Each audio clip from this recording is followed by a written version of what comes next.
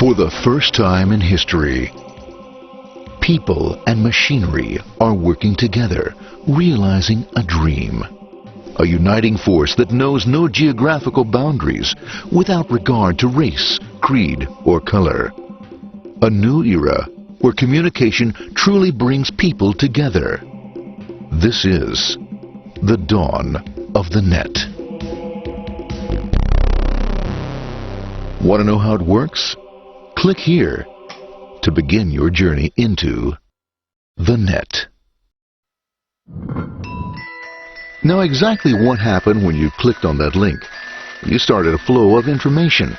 This information travels down into your own personal mailroom, where Mr. IP packages it, labels it, and sends it on its way. Each packet is limited in its size. The mailroom must decide how to divide the information and how to package it. Now, the package needs a label containing important information, such as sender's address, receiver's address, and the type of packet it is.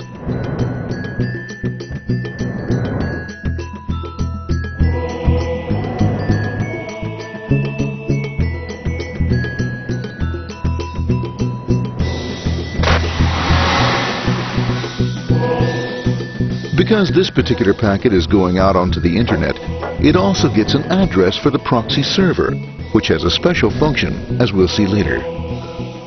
The packet is now launched onto your local area network, or LAN. This network is used to connect all the local computers, routers, printers, etc. for information exchange within the physical walls of the building. The LAN is a pretty uncontrolled place, and unfortunately, accidents can happen.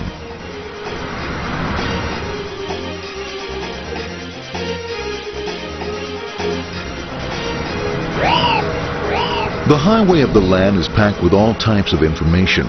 These are IP packets, Novell packets, Apple Talk packets. They're going against traffic, as usual.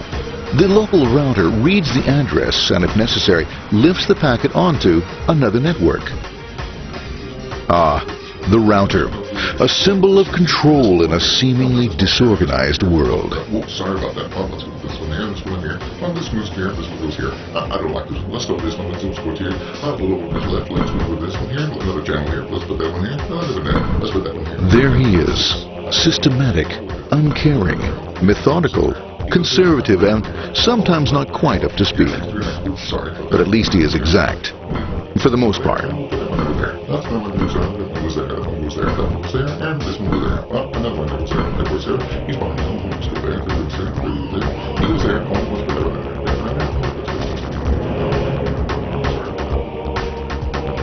As the packets leave the router, they make their way into the corporate intranet and head for the router switch.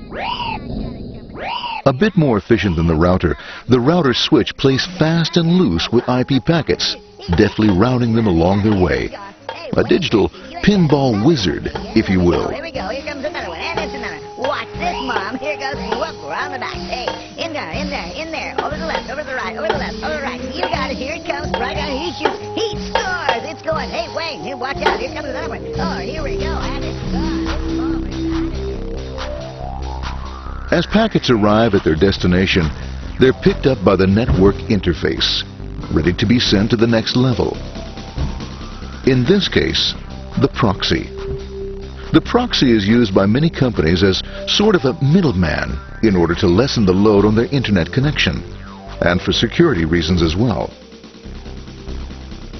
As you can see, the packets are all of various sizes, depending upon their content.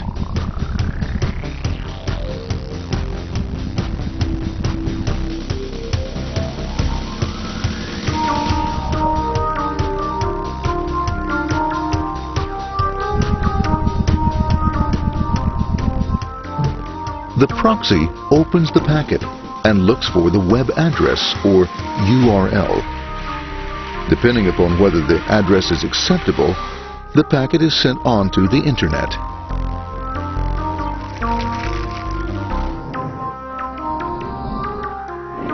There are, however, some addresses which do not meet with the approval of the proxy, that is to say, corporate or management guidelines. these are summarily dealt with. We'll have none of that. For those who make it, it's on the road again.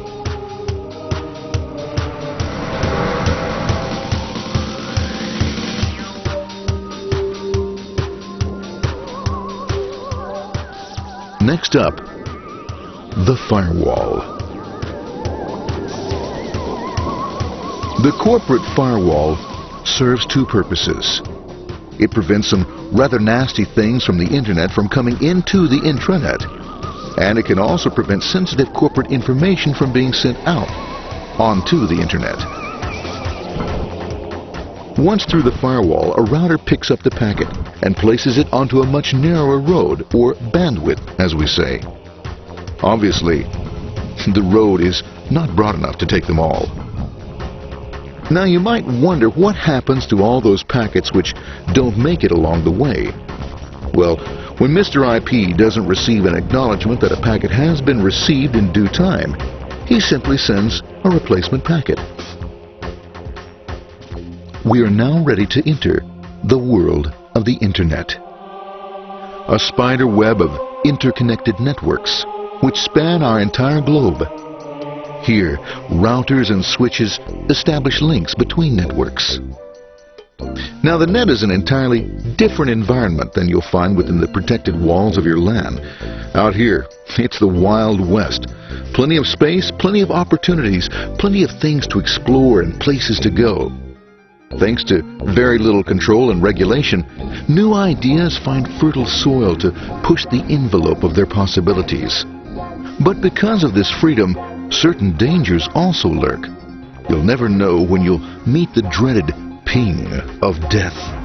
A special version of a normal request ping which some idiot thought up to mess up unsuspecting hosts. The paths our packets take may be via satellite, telephone lines, wireless, or even transoceanic cable. They don't always take the fastest or shortest routes possible, but they will get there. Eventually. Maybe that's why it's sometimes called the worldwide wait. But when everything is working smoothly, you can circumvent the globe 5 times over at the drop of a hat. Literally. And all for the cost of a local call or less. Near the end of our destination, we'll find another firewall. Depending upon your perspective as a data packet, the firewall can be a bastion of security or a dreaded adversary. It all depends on which side you're on and what your intentions are. The firewall is designed to let in only those packets that meet its criteria. This firewall is operating on ports 80 and 25. All attempts to enter through other ports are closed for business.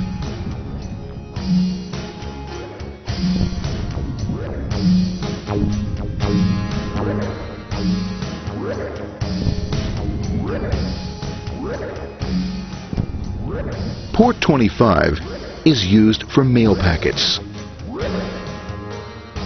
while Port 80 is the entrance for packets from the Internet to the web server. Inside the firewall, packets are screened more thoroughly. Some packets make it easily through customs, while others look just a bit dubious. Now, the firewall officer is not easily fooled, such as when this ping of death packet tries to disguise itself as a normal ping packet. It's okay, go on, it's okay, no problem. Have a nice day. Be out of here. Bye. For those packets lucky enough to make it this far, the journey is almost over. It's just a lineup on the interface to be taken up into the web server. Nowadays, a web server can run on many things, from a mainframe to a webcam to the computer on your desk. Why not your refrigerator? With a proper setup, you can find out if you have the makings for chicken cacciatore or if you have to go shopping. Remember, this is the dawn of the net. Almost anything's possible. One by one, the packets are received, opened, and unpacked. The information they contain, that is, your request for information, is sent on to the web server application.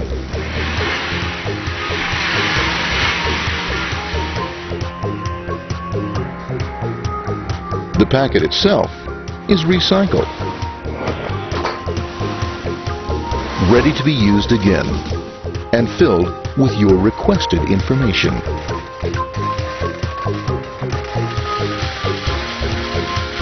Addressed and sent out on its way back to you.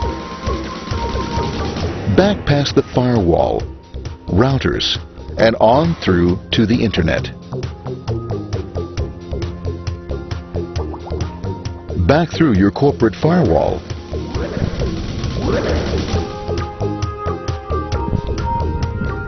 And onto your interface. Ready to supply your web browser with the information you requested. That is, this film.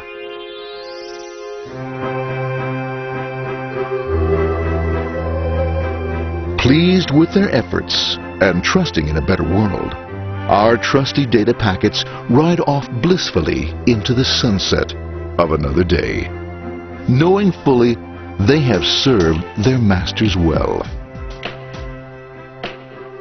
Now isn't that a happy ending?